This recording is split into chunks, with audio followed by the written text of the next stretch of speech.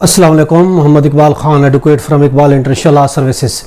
आज का जो हमारा लीगल लेक्चर है वो है important stages of civil suit. देखिए, इससे पहले हमारा एक और लेक्चर भी मौजूद है कि stages of the civil suit, जो हमने उसको शॉर्ट करके बताया। आज हम ज़रा डिटेल में बता रहे हैं कि कौन कौन से इम्पोर्टेंट स्टेजेस होती हैं जब सिविल एक सूट हम फाइल करते हैं और उसके ख़त्म होने तक।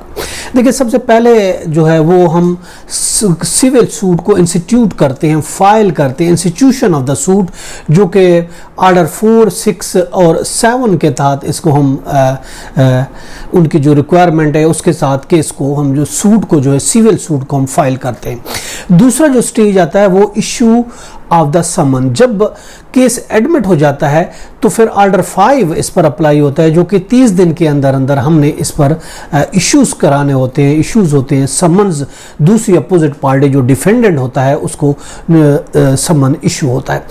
तीसरी जो स्टेज है वो है WS। जब समन कंप्लीट हो जाते हैं, नोटिस की तामील, समन की तामील हो जाती है डिफेंडेंट को, तो फिर बारी आती है रिटर्न स्टेटमेंट की, जवाब दावा की, जो कि डिफेंडेंट जो कि दूसरी पार्टी देती है। ऑर्डर 8 उसको रूल करता है, जो कि 30 दिन के अंदर अंदर उसको WS फाइल करना होता है ऑर्डर 8 रूल 1 CPC के तहत। उसके बाद तीसरी स्टेज आती है एग्जामिनेशन ऑफ पार्टीज।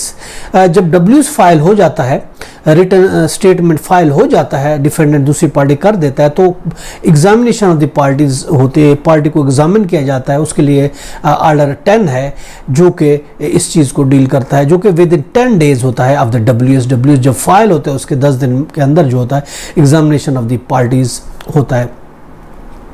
और इसके बाद होता है settlement of the dispute. Settlement of the dispute वो अंडर सेक्शन 89 PPC के तहत होता है। उसके बाद डिस्प्यूट को सेटल करने के लिए 89 जो है कोर्ट कोशिश करती है, कंप्रोमाइज कोशिश करती है, उसको सेटलमेंट की कोशिश करती है। ये जो स्टेज है इसको 5वां स्टेज कहा जा सकता है। इसके बाद 6ठे नंबर पर जो है वो है डिस्कवरिंग एंड इंस्पेक्शन। ऑर्डर 11 जो अंडर ऑर्डर 11 जो CPC का वो फाइल होता है।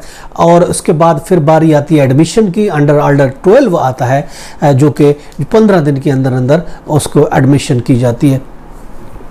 और इसके बाद है production of the document. Document की प्रोडक्शन जो है वो उसको डील करता है, ऑर्डर 13 करता है।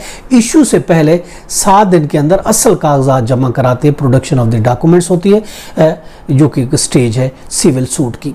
उसके बाद है framing of the issues frame किए जाते हैं। ऑर्डर 14 के साथ 15 दिन के जब ये चीज़ हो जाती है, डॉक्यूमेंट प्रोड्यूस हो जाते हैं, तो 15 दिन के अंदर अंदर इश्यूज जो होते हैं वो फ्रेम होते हैं अंडर ऑर्डर 14 के तहत।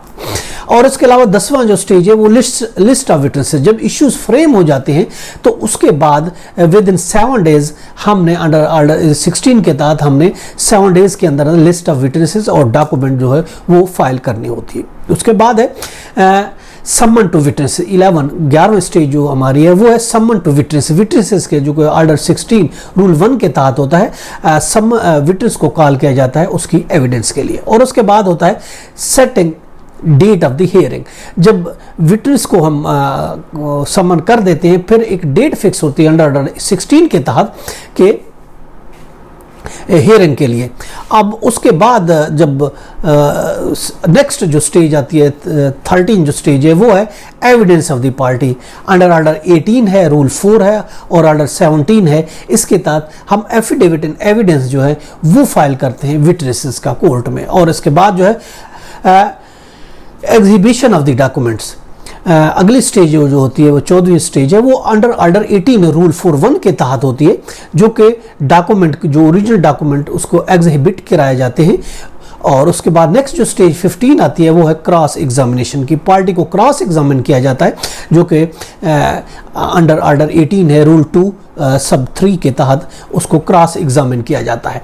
और उसके बाद बारी आती है आर्गूमेंट की, final argument. Under order 18 rule 2 सब रूल 3 के तहत उसकी हम आर्गूमेंट, फाइनल आर्गूमेंट करते हैं। और उसके मैंने अंडर ऑर्डर 20 के तहत बाद में जो अगली स्टेज है 17 वो जजमेंट जो होती है कोर्ट वो पास करती है 30 से 60 दिन के अंदर अंदर जब आर्गूमेंट हो जाते हैं। उसके बाद बारी आती है 18 जो स्टेज आता है वो है रिव्यू। रवियन या अपील।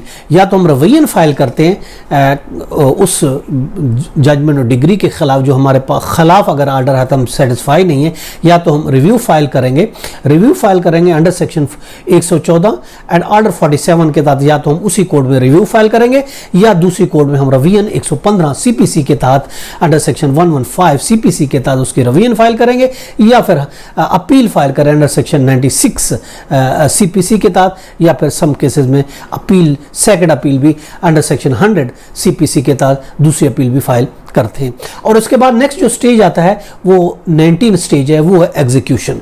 जब एक डिग्री फाइनल हो जाती है, अपील भी खत्म हो गई, रवियन रिव्यू भी खत्म हो गई, उसके बाद बारी आती है एग्जीक्यूशन की। एग्जीक्यूशन हम फाइल करते हैं अंडर ऑर्डर 21 है जिसके तहत हम एग्जीक्यूशन फाइल करते हैं, और उसके मुख्तलिफ तरीके एग्जीक्यूशन के, इस पर हम नहीं जाना चाहते, इस पर ऑलरेडी हमारे लेक्चर मौजूद है। ये आज हमने डिटेल में बताया था, 19 हमने स्टेजेस बताए हैं सिविल सूट के फाइलिंग से लेकर एग्जीक्यूशन तक। ये था हमारा आज का लीगल लेक्चर। इसके साथ इजाजत दें, फिर मिलेंगे। Have a nice day. अल्लाह हाफिज़।